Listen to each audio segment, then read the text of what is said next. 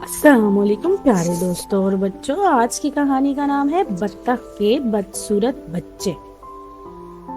ایک روشن موسم گرما کی صبح تھی۔ ماں بطخ نے انڈے دینے کے لیے تالاب کے قریب ایک درخت کے نیچے ایک خوبصورت جگہ تلاش کر لی۔ اس نے 5 انڈے دیے۔ اچانک اس نے محسوس کیا کہ 5 انڈوں میں سے ایک انڈا مختلف تھا۔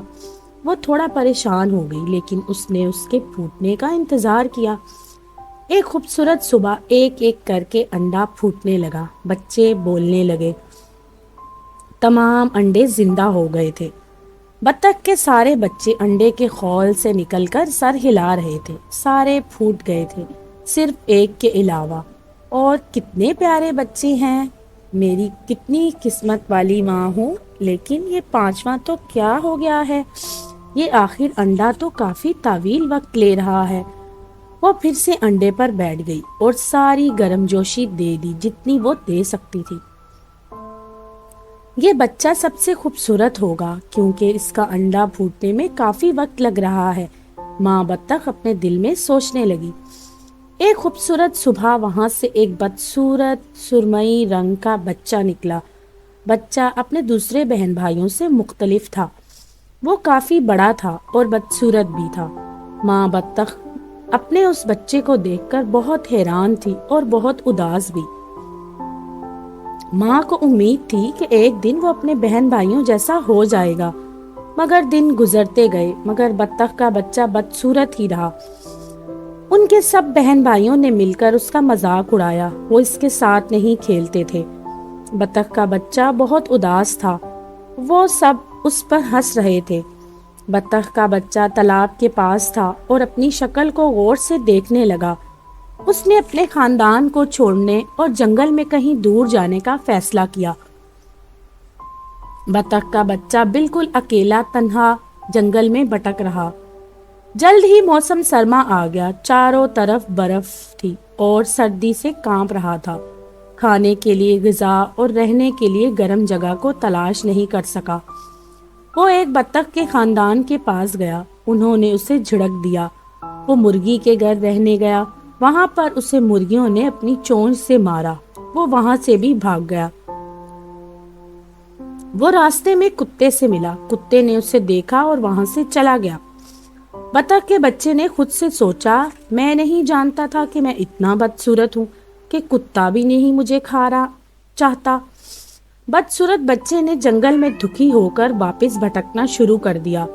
وہاں وہ کسان سے ملا جو اسے اپنی بیوی اور بچے کے پاس لے گیا، لیکن وہاں پر رہنے والی ایک بلی نے اسے کافی پریشان کیا، تو اس نے کسان کا گھر بھی چھوڑ دیا۔ جیسے ہی موسم بہار آیا، سب چیزیں تازہ اور ہری بھری ہو گئی۔ وہ جنگل میں چلتا گیا اور چلتا گیا۔ اس نے ایک ندی دیکھی، وہ اتنا سارا پانی دیکھ کر بہت خوش تھا۔ وہ اس ندی کے قریب گیا اور ایک خوبصورت راج ہنس کو تیرتے دیکھا، اسے اس سے پیار ہو گیا۔ بطخ کا بچہ خود سے شرمندہ تھا اور اپنی گردن نیچی کر لی۔ سر نیچے کرتے ہی پانی میں اس نے اپنا عکس دیکھا اور حیران رہ گیا اور کافی پریشان ہوا۔ وہ اب بدصورت نہیں تھا، وہ ایک خوبصورت راج ہنس میں بدل گیا تھا۔ اب اسے احساس ہوا کہ وہ اپنے بہن بھائیوں سے الگ کیوں دکھتا تھا، کیونکہ وہ تو ایک راج ہنس ہے اور وہ سب بطخیں تھیں۔ اس نے اس خوبصورت راج ہنس سے شادی کر لی جس سے وہ پیار کرتا تھا۔ اب وہ ہمیشہ خوش رہنے لگا۔ السلام علیکم پیارے دوستوں اور بچوں، آج کی کہانی کا نام ہے چھوٹی جل پری۔ سمندر کی گہرائیوں میں بہت کچھ چھپا ہے جس کے بارے میں ہم کچھ نہیں جانتے۔ جہاں سورج کی کرنیں بھی نہیں پہنچتی، وہاں ایک انوکھی سمندری حکومت۔ ہم ان کے بارے میں کچھ نہیں جانتے، مگر وہ ہمارے بارے میں سب کچھ جانتے ہیں۔ یہ ہمیشہ یاد رکھنا، سمندر کی سطح پر جانا ہمارے لیے خطرہ ثابت ہو سکتا ہے۔ چھوٹی جل پری اپنے باپ سے پوچھا، سمندر کے اوپر کیا ہے بیٹا؟ سمندر کے اوپر ہے انسانوں کی دنیا جو سمندر کو گندا کرتی ہے اور وہ ہمارے دشمن ہیں۔ دادی اماں، مجھے انسانوں کی دنیا دیکھنی ہے۔ تم سمندری جگہ تب तक बाहर नहीं जा सकती जब तक तुम अपनी बहनों जितनी बड़ी नहीं हो जाती। क्या इंसान हमारे दुश्मन हैं? सारे तो नहीं, पर कुछ इंसान बहुत बुरे होते हैं। वो समंदरी जानवरों पर हमला करते हैं, इसलिए उनसे दूर ही रहना अच्छा है। डॉल्फिन डॉल्फिन, इंसानों की दुनिया कैसी है? इंसानों की दुनिया तो बहुत अच्छी है, लेकिन इंसान बुरे हैं। तुम मुझे यहाँ से बाहर लेके जा सकते हो? मैं तुम्हें कैसे लेके जा सकता हूँ? तुम तो बहुत बड़ी हो। मोटू हमदान है जो तुम्हें उसके मुंह में छुपा सकता है। चलो फिर हमदान, मुझे समंदर से बाहर ले जाओ। मुझे इंसानों की दुनिया देखनी है। क्यों? अगर तुम्हारे बाबा को पता चल गया तो मैं तो गया काम से।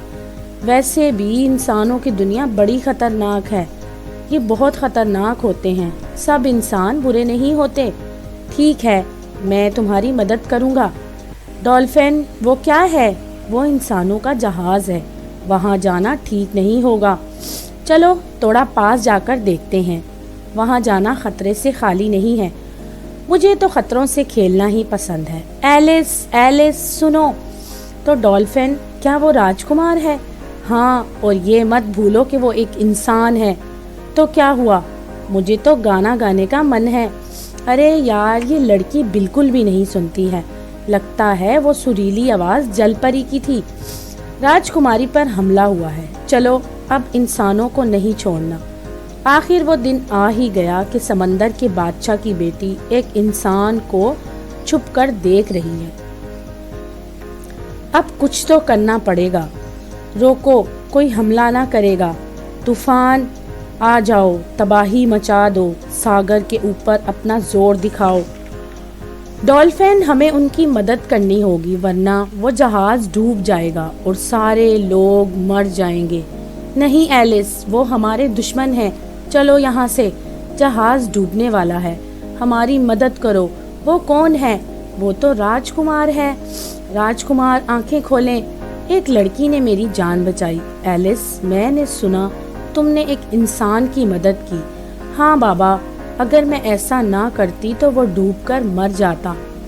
मेरे मना करने के बावजूद तुम समंदर से बाहर गई। इंसान बुरे होते हैं एलिस। हमारी और उनकी दुनिया में कोई रिश्ता नहीं बनता। अब आएगा मजा, जादूगरनी बोली। जादूगरनी जी, मुझे आपकी मदद चाहिए। एलिस जादूगरनी के पास जाती है। तुम्हें क्या चाहिए? बादशाह की बेटी को क्या हो गया है? एक इंसान से प्यार। मैं एक इंसान बनना चाहती हूँ। तुम्हें भी मेरी एक शर्त माननी होगी। मैं तैयार हूँ तुम्हारी मदद करने के लिए, लेकिन बदले में मुझे कुछ चाहिए। क्या चाहिए आपको? तुम्हारी आवाज़। ठीक है, मुझे आपकी शर्त मंजूर है। क्या करना होगा मुझे? ये लो, ये जादुई पानी है, इसे पी लेना, पर याद रखना तीसरे दिन के ख़त्म होने तक सूरज डूबने से पहले राजकुमार तुम्हारे प्यार में होना चाहिए, वरना तुम फिर से जलपरी बन जाओगी और राजकुमार तुम्हारा कभी नहीं हो पाएगा।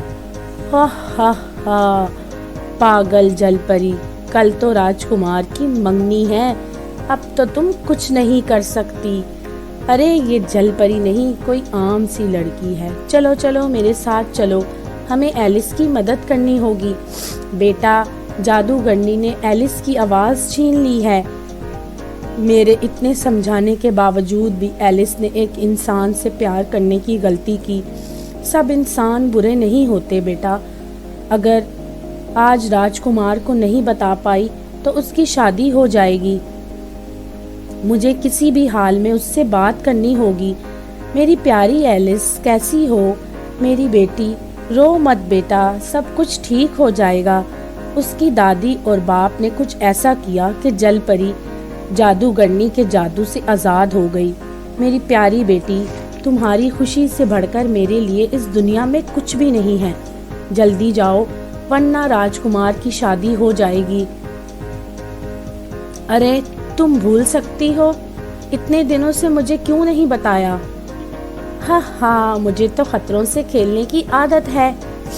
لیکن تم جل پری سے انسان کیسے بنی؟ وہ ایک لمبی کہانی ہے۔ تو اس طرح دونوں آپس میں مل جاتے ہیں اور ان دونوں کی شادی ہو جاتی ہے۔ تو دوستو، اگر آپ کو یہ کہانی پسند آئی تو میرے چینل کو لائک اور سبسکرائب ضرور کیجیے گا۔